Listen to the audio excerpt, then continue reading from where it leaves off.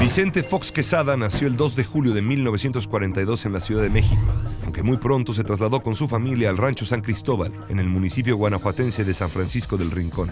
Descendiente de españoles por línea materna y de alemanes por la paterna, Vicente heredó de su padre el temple empresarial y el gusto por las labores del campo.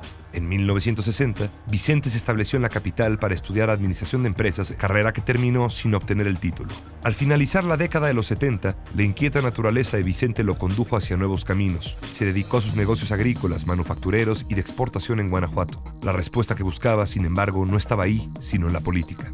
Llevado a ella por el empresario sinaloense Manuel Cloutier, Fox alcanzó una diputación federal y pronto se distinguió por su repudio democrático a la elección del presidente Carlos Salinas. En 1991, Vicente Fox decidió contender en las elecciones por la gubernatura de Guanajuato. Los resultados de la votación señalaron su derrota, pero el clamor por el evidente fraude cometido contra él alcanzó un nivel tal que el PRI se vio obligado a pedir la renuncia de su candidato y el Congreso del Estado tuvo que nombrar a un gobernador interino. En 1995, Fox recogió los frutos de su activismo democrático al presentarse nuevamente como candidato y ganar las elecciones por un amplio margen. En julio de 1997, Fox anunció que había decidido contender para la presidencia de la República por el PAN en las elecciones del año 2000. La temprana autopostulación no sentó muy bien en el seno del panismo tradicional, dominado por las figuras de Diego Fernández de Ceballos, Carlos Castillo Peraza y el presidente del partido, Felipe Calderón. Para ellos, Fox era un advenedizo político, un líder carismático que no tenía sus raíces en el PAN, ni compartía con profundidad el ideario político del partido. Con todo, su fuerza y arrastre determinaron que en efecto se convirtiera en su aspirante presidencial a fines de 1999. La actitud del candidato Vicente Fox contrastaba por su frescura con el viejo y rígido estilo oficialista del candidato del PRI, Francisco Labastida Ochoa, y con la parsimonia del izquierdista Cuauhtémoc Cárdenas del PRD. Así se reveló el 23 de mayo del año 2000, cuando en una reunión para decidir la fecha de un segundo debate entre los tres candidatos, la insistencia del panista para efectuarla ese mismo día le dio un vuelco inesperado a su campaña. ¿El viernes hacemos el debate? Hoy. ¿El viernes? Hoy. ¿El viernes? Hoy.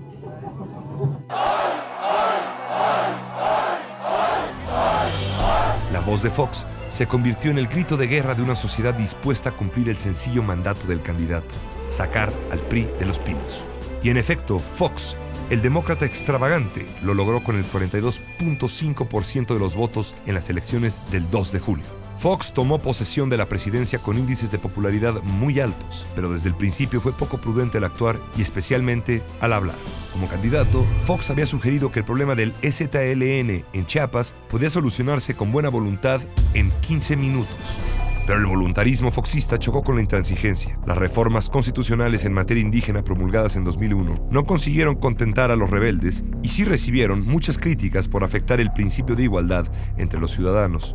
Al cabo, el problema del EZLN quedó sin resolver. Poco después de su triunfo, Fox anunció que enviaría al Congreso una ambiciosa propuesta de reforma fiscal para incrementar sustancialmente la recaudación. La propuesta incluía gravar con el IVA los alimentos y las medicinas, hasta entonces exentas de ese impuesto. Sin contar con una mayoría de su partido en el Congreso, pero con buena aceptación ciudadana, Fox confiaba en que la popularidad que le había llevado a sacar al PRI de los pinos forzaría a los legisladores a aprobar la reforma fiscal.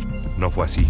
La reforma hacendaria del presidente fue rechazada en el Congreso por una aplastante mayoría. La miscelánea aprobada en su lugar dejó a México prácticamente en el lugar que ya tenía, con una de las recaudaciones más bajas del mundo. Junto con la reforma hacendaria, la gestión de Fox vería igualmente derrotadas sus principales iniciativas, las llamadas reformas estructurales en materia política, energética y laboral. El presidente propone y el Congreso dispone, resumió el propio titular del Ejecutivo. Pese a todo, el sexenio de Fox mantuvo la estabilidad económica heredada del gobierno de su predecesor, con inflación controlada, alta inversión extranjera directa y crecimiento en turismo, pero con baja creación de empleo y un magro crecimiento del PIB.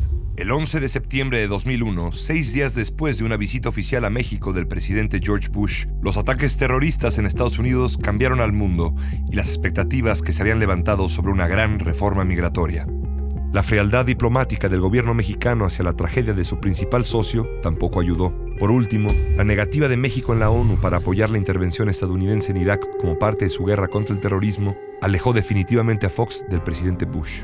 En octubre de 2001, mientras la reforma migratoria se derrumbaba en Nueva York, un ambicioso plan de infraestructura parecía consolidarse en México. Se trataba del proyecto Texcoco, un moderno mega aeropuerto llamado a detonar la economía del Valle de México. La operación política del plan, sin embargo, se convirtió en su punto débil y al final en el motivo de su fracaso. En cuestión de meses, la resistencia de los ejidatarios mexiquenses de San Salvador Atenco a la expropiación de sus terrenos, combinada con una pésima negociación por parte del gobierno, condujeron a la renuncia total a ese proyecto.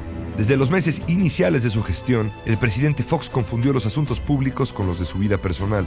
Esta mezcla entre lo público y lo privado se revelaría en el apoyo implícito de Fox a las aspiraciones presidenciales de su esposa, Marta Sagún. Asimismo, el enfrentamiento personal entre Fox y el jefe de gobierno de la Ciudad de México, Andrés Manuel López Obrador, polarizó a la sociedad y abrió una brecha enorme entre ambas instancias de la administración pública. De cara a la elección presidencial del 2006, el intento de desaforar a López Obrador para detener su carrera presidencial y su notorio disgusto por la elección del candidato de su propio partido pusieron en entredicho el carácter democrático del presidente. La noche del 2 de julio del año 2000, el triunfo de Fox había acabado con 7 décadas de monopolio en el poder. En el ocaso de su frustrado sexenio, su conquista más notable había sido la de aquella tarde histórica, sacar por fin al PRI de los Pinos.